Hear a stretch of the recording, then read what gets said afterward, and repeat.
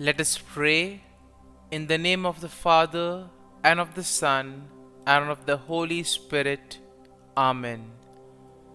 O Jesus, through the Immaculate Heart of Mary, I offer you my prayers, works, joys, and sufferings on this day for all the intentions of your Sacred Heart, in union with the holy sacrifice of the Mass throughout the world, in reparation for my sins, for the intentions of all my relatives and friends, and in particular for the intentions of the Holy Father. Amen. Let us pray for the intentions of the Holy Father for the month of July, for the pastoral care of the sick. We pray that the sacrament of the anointing of the sick confer to those who receive it and their loved ones the power of the Lord, and become evermore a visible sign of compassion and hope for all. Our Father, who art in heaven, hallowed be thy name. Thy kingdom come, thy will be done, on earth as it is in heaven. Give us this day our daily bread, and forgive us our trespasses, as we forgive those who trespass against us. And lead us not into temptation, but deliver us from evil. Amen. Hail Mary, full of grace, the Lord is with you. Blessed are you amongst women, and blessed is the fruit of thy womb, Jesus.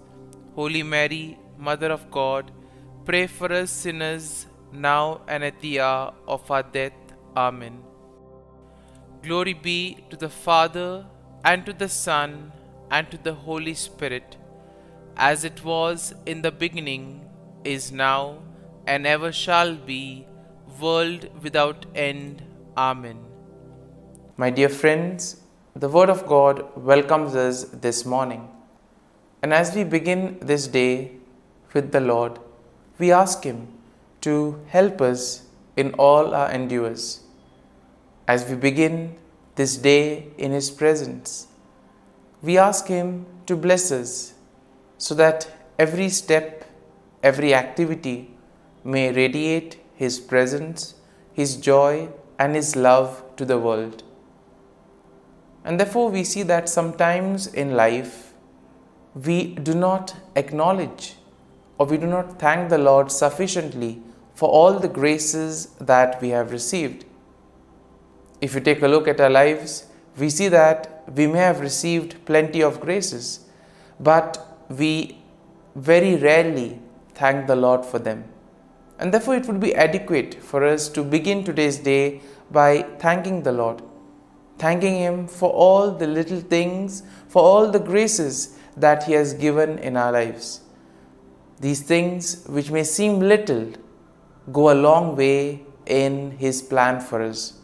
Everything that happens because He wills it and because He has it planned in our lives. And therefore we begin by thanking the Lord for the gift of life. Lord, we thank you for the various talents, abilities that you have given us. We thank you for making us different, unique. Lord, we also thank you for the gift of this day, a day that will help us to make a difference not only in our lives but also in the lives of others, a day which may help us to complete something that was left incomplete or to do something in a different manner.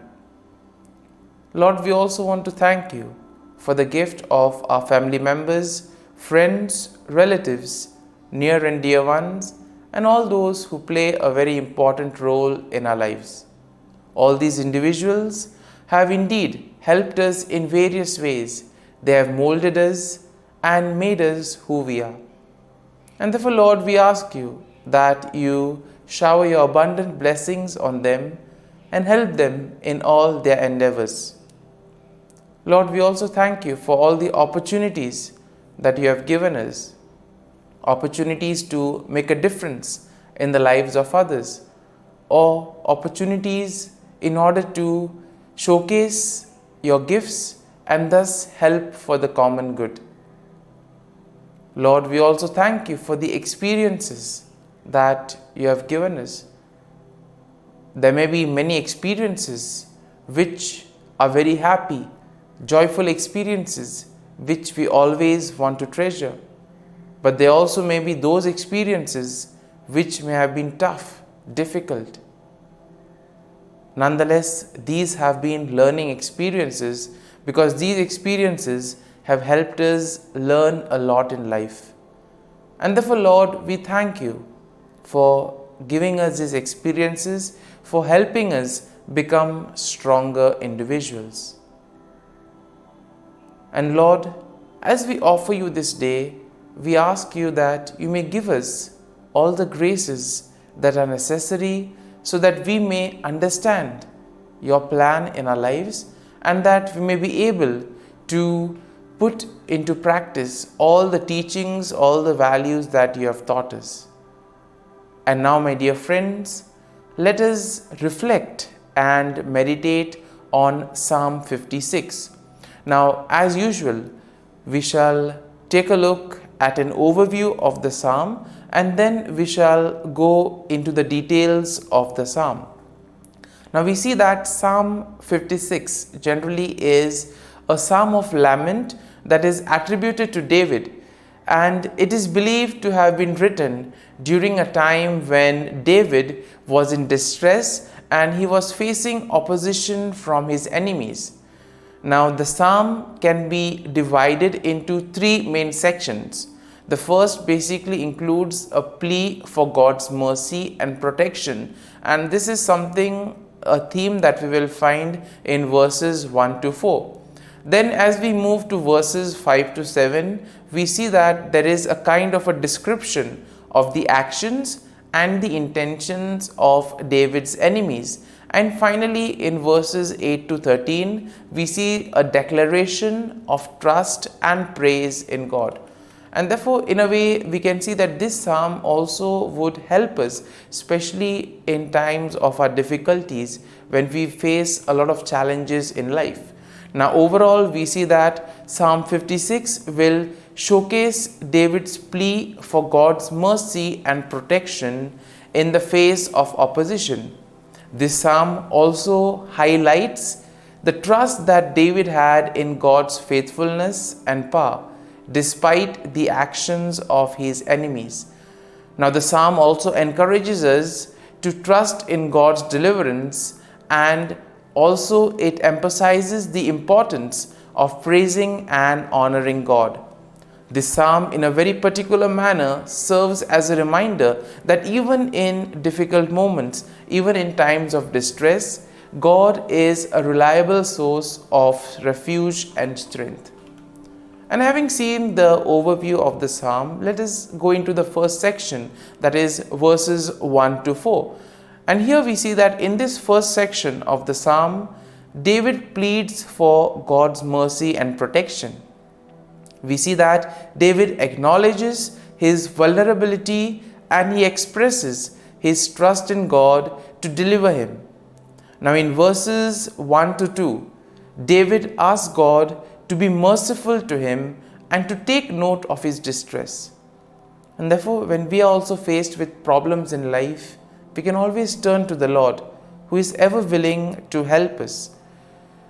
In verses 3 to 4, we see that David describes his enemies and their actions. And here we see that he acknowledges that they are constantly opposing him and causing him a lot of trouble. However, we see that David also affirms his trust in God and declares that he will not be afraid. Now, when we move to the second section of the psalm, we see that this section will plainly focus on the actions and the intentions of David's enemies. Now, David describes their malicious intentions and their attempts to harm him. And therefore in verses 5 to 6, we see that he highlights their twisted words and schemes. He portrays their schemes and actions as an attempt to trap him and to bring him down. But despite the enemy's schemes, despite the efforts of the enemies, we see that David remains resolute and expresses confidence that God will ultimately hold them accountable. And therefore, in our lives too, we may find ourselves in situations where we feel that nothing is happening. And it is in these moments where we actually need to place our faith and trust in the Lord. And therefore, David in this psalm gives us a perfect example of that. Now, the third section of this psalm shifts to a declaration of trust and praise in God. Now, here we see that David will express his faith in God's promises and he declares his unwavering trust in him. Now, in verses 8 to 9, we see that David affirms his belief that God is aware of his suffering and that he collects his tears. David also asserts his confidence that God is on his side and ultimately God will deliver him from his enemies. And therefore, as we read verses 10 to 11 of the psalm, we see that David declares his trust in God's word and his power, and therefore stating that he will not fear what mere mortals may do to him. He recognizes that his deliverance is ultimately in the hands of God. And therefore we see that the psalm will conclude in verses 12 to 13, where David expresses his gratitude and he vows to fulfill to God what he has promised. And therefore he acknowledges that God has rescued him from death and therefore God has preserved his life, and he commits to praising God and walking in his presence. My dear friends, as we have reflected on the psalm, let us now close our eyes at this morning hour and let us thank the Lord. Let us praise the Lord. Let us glorify the Lord. Loving Father, you have given us this time in the morning. You have been gracious to us. You have given us your Son, our Lord Jesus Christ, who has cleansed us from our sins. He has taken away all our sins and He has given us new life. Lord, as you have given us the Holy Spirit, we ask you, Lord, to bless us and to protect us. And therefore, Lord, for all the blessings that you have given us, all the graces that you have bestowed on us, we thank you, we praise you, and we glorify you. You have protected us all through the night, and you have given us the gift of this day. You have given us good health of mind and body. And therefore, Lord, at this morning hour, we thank you and we praise you. For your great love and mercy, O Lord, we praise you, we thank you, we glorify you. You are a merciful God. You are always there to watch over us at every step of the way. And therefore, Lord, we ask you that whatever actions we may do today, whatever steps we may take, be with us, guide us all along the way, so that whatever we may do, it may be according to your will, according to your plan, and ultimately that you may lead us to fulfill your mission. And therefore, as we reflect and meditate on the psalm, let us now spend a few moments in silence and let us take a look at what touched us as we read the psalm. There may be a sentence or there may be a phrase. Let us remain with it, asking the Lord to give us the grace so that we too may be able to become like Him, to become a light to the world, and therefore spread His message of love and peace.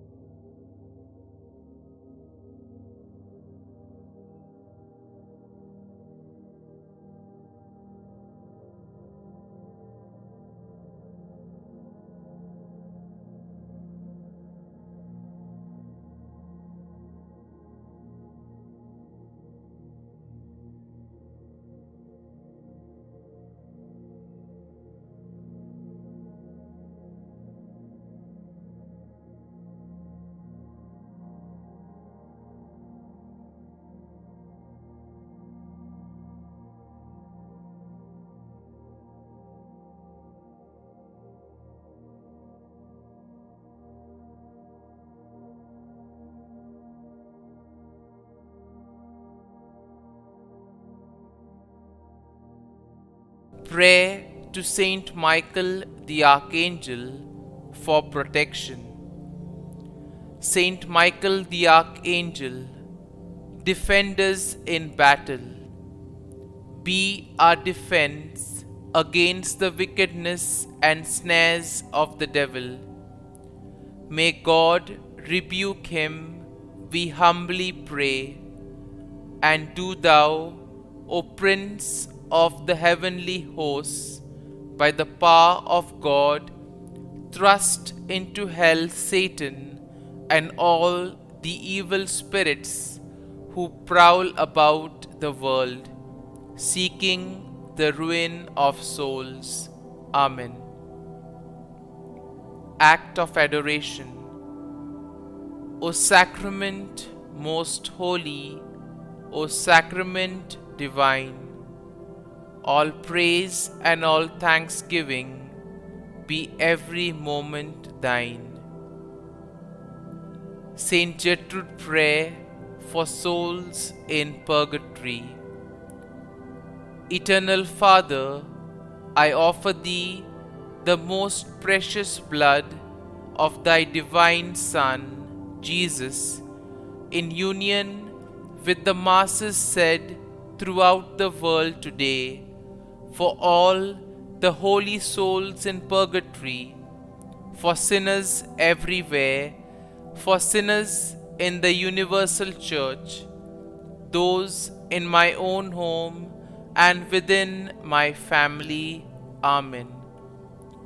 May the divine assistance remain always with us, and may the souls of the faithful departed through the mercy of God rest in peace.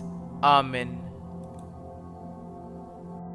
Glory be to the Father, and to the Son, and to the Holy Spirit, as it was in the beginning, is now, and ever shall be, world without end. Amen.